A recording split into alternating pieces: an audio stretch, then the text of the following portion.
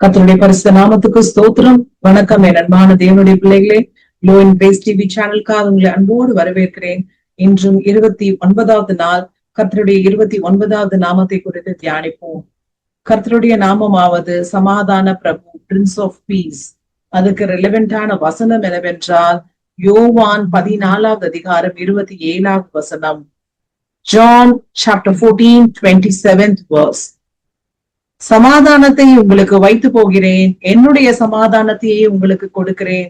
உலகம் கொடுக்கிற பிரகாரம் நான் உங்களுக்கு கொடுக்கிறதில்லை. உங்கள் இருதயம் கலங்காமலும் பயப்படாமலும் இருப்பதாக. சோ இதுக்கு ப்ரீவியஸான வசனங்கள் எல்லாம் நம்ம வாசிச்சோம்னா நமக்கு தெரியும், இயேசு கிறிஸ்துவானவர் தன்னுடைய சீஷர்களோடய பேசி கொண்டிருக்கிறார். என்னை விசுவாசிக்கிறவன் என்னுடைய கிரியைகளையும் செய்வான், என்னை காட்டிலும் பெரிய காரியங்களையும் செய்வான்னு சொல்லி நிறைய ஒரு அட்வைஸ் எல்லாம் டிசைபிள்ஸ்க்கு கொடுத்து கொண்டிருக்கிறார்.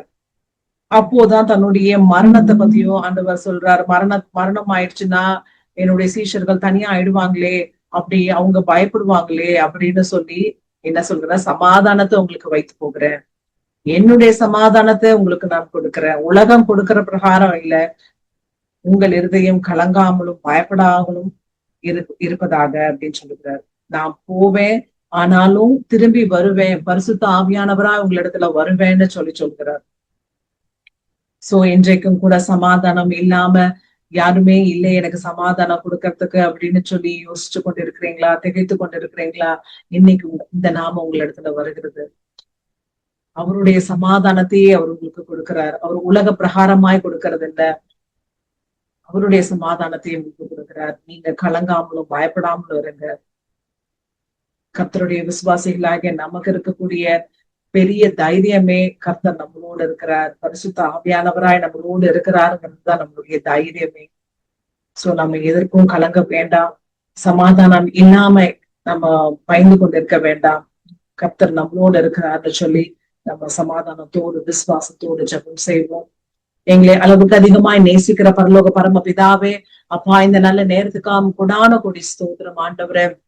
அப்பா இன்றைக்கும் கூட என்னோட ஜெபத்துல அமர்ந்து கொண்டிருக்கிற தாய்மார்களையோ தகப்பன்மார்களையோ சகோதரனையோ சகோதரியோ பிள்ளைகளையும் உங்க கரத்துல கொடுக்கிற ஆண்டவரை சமாதானம் எங்க கிடைக்கும்னு ஆண்டவரை அப்பா திகைத்து இருக்கிற ஒவ்வொரு பிள்ளைகளையும் ஆண்டவரே நீங்க பேர்பராய் தொட்டு ஆசீர்வதித்து நீங்க இருக்கிறீங்க, உங்க சமாதானத்தை வைத்து போயிருக்கிறீங்கன்னு சொல்லி ஆண்டவரே ஒவ்வொருவரும் உணர்ந்து கொள்ள கர்த்தர் கிருபை தாருங்க.